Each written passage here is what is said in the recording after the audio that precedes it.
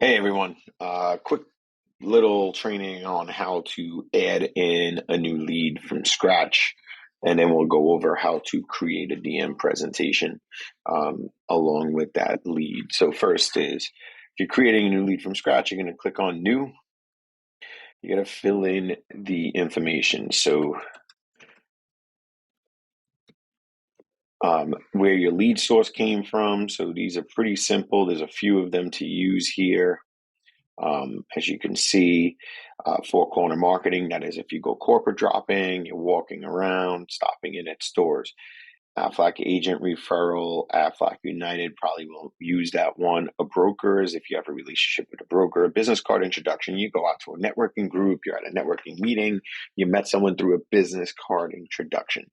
Business relationship, that could be a relationship you have with a business that you already know or have been. City twig, I don't even know what that is. Cold call, you made a cold call. Data Axle Genie, that is our lead generation system. A DM referral, that's a decision maker referral. Maybe a company we already closed and they're referring us to someone else. An employee referral, a policyholder of yours that works for a company refers you over. Someone's a friend. GPO, we don't use. HR is an HR referral at the companies that we might have closed already. Inbound, we're probably never really going to use unless someone called you inbound, but usually that would be some type of referral. Jam session, we're probably never going to use as well. Market opportunity, networking event. You can use a networking event or business card introduction. Either one doesn't really matter. Other, a PACE event, or that's if we're running PACE, which you guys, if you don't know that on this call, you'll find out. Something through social media, and then of course there's Zoom info. But usually the leads would be uploaded from there. But if we were creating it by scratch, so let's just say that we were creating this from scratch, and this was four corner marketing that we're creating from scratch. Rating would be cold, warm, or hot. Cold is obviously something we're working on. Warm is something we feel good that we want to keep working on more closely. Hot is something that we have an appointment, someone we've had an appointment or have an appointment with, a DM presentation with. All right. So for this instance, I'm just going to leave this cold. Business phone number, you want to put that in there. That's going to be their local business phone number. Fax doesn't really matter. Business email, I like to keep this one the same as the decision maker email, just for emails and anything like that to be sent out so it's not confusing. So I'm just putting my own email in there. Let me put in one of my personal emails. All right. As we scroll down, you have their address, obviously, if you have this information. If it doesn't have a red asterisk, it's not necessary. Decision maker, very important we have this filled out, right? So decision maker, I'm just putting this information in. You could see whatever the job title is.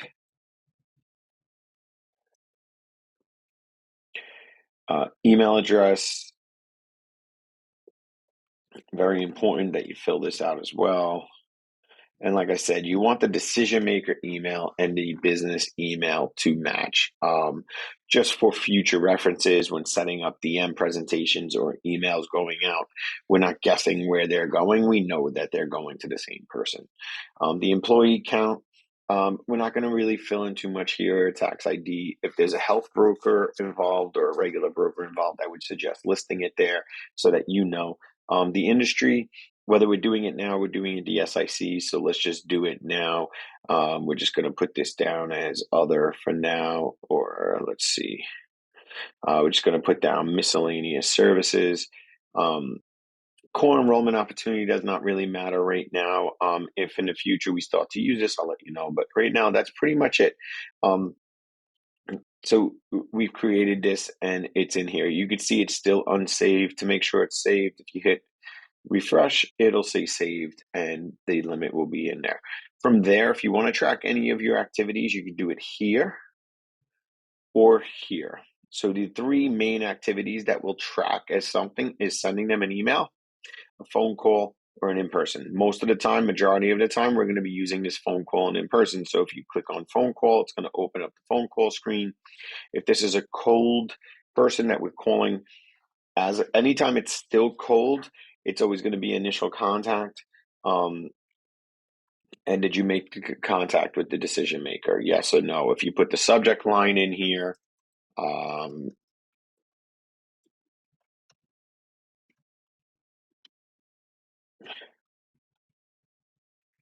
what will happen is once you hit complete, it'll track over here in a timeline and it'll give you your subject line. All right. Um, so let's say we called them, maybe we didn't get anybody. Let's go initial contact again. We didn't speak to the decision maker, but maybe we did a voicemail, or maybe let's say spoke gatekeeper. And then in description, oh, this is in person. So let's say we work and maybe we met with the gatekeeper in the description, try back on Friday. And I'm just going to mark this complete. And now you can see it says gatekeeper in the description with follow up underneath. Same thing would happen with the phone call. All right. Emails, those will be something we go over with, but if you click on email, it'll allow you to send an email. As you can see, test case, that's going to be my email. Obviously, I'm the one doing this, so it's going to come from me, and you can put this all in here. You can attach files here. We can create templates, all stuff that we will go over in trainings, but that's pretty much that. Now, let's say this company, let's say that you felt good. They said to call back on. So let's say we made another phone call. We had the contact. We spoke with the gatekeeper, with the decision maker. He said call back on Friday. Let's say we went in there and now we called them. Call back on Monday. Description. Spoke with the DM. This is where you're going to add any extra notes you have. Knows about Aflac, had us in the past, and is looking to see all programs and reinstitute the program. Just came, and we click mark complete, and now this will be in here. And now you can see this spoke with decision maker, had us in the past. You click down, it opens up the rest of it. You can see the activity date there.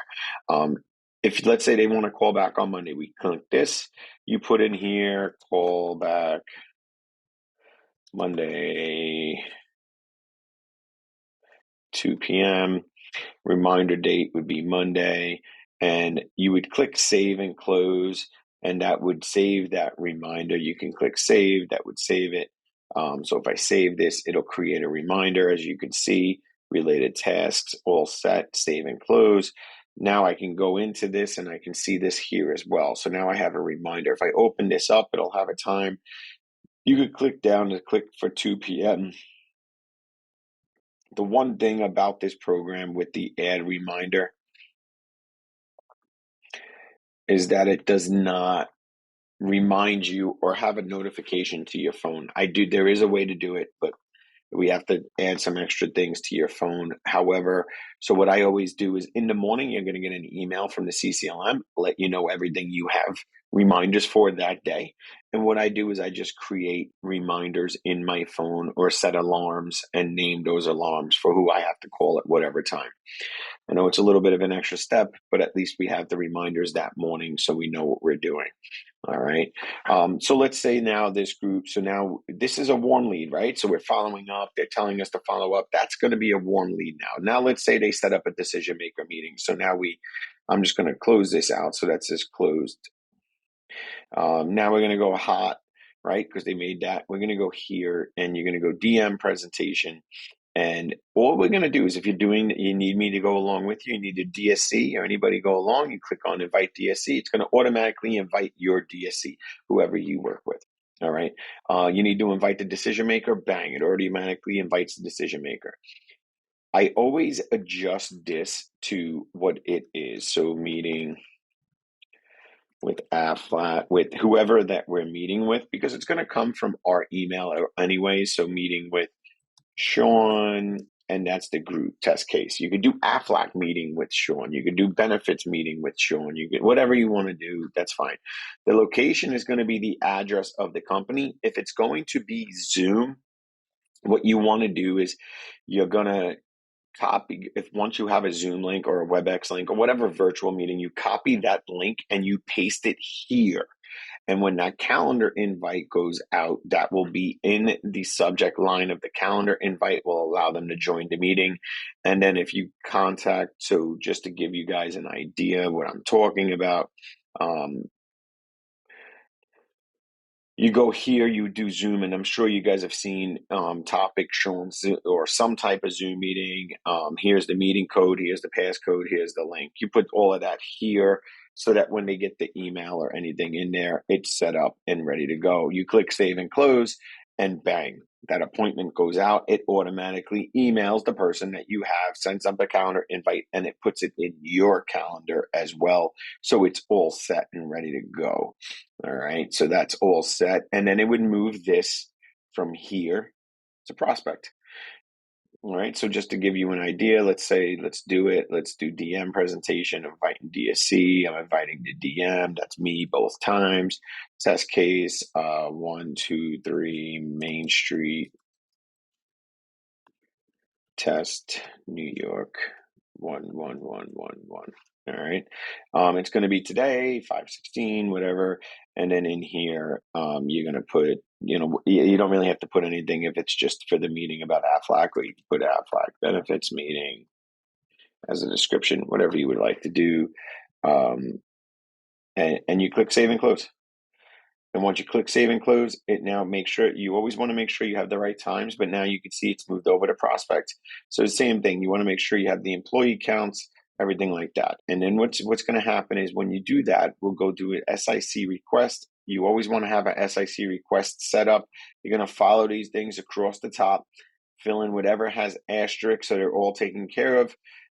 And fill out. We will always run trainings on these, but we need to have an SIC set up for any business that we're going to. And that's setting up a new lead, setting it up in prospect. Prospect is going to be the same thing. Once we have an enrollment dates and the e-presentations, we fill those out and it'll move it over to enrollment process. And also when you go at any time, once these leads become warm or hot, I always update my agent projected AP over here. And the reason why I do that is because it'll track for me how much money we have in the system that we're looking to close, right? Agent projected AP, I always do a multiplier by $600 per person in the group. You have a 10-person group, that's $6,000 that would go in that agent projected AP. All right. And that's pretty much it for setting up a lead. Hope everyone enjoys this and speak to you soon.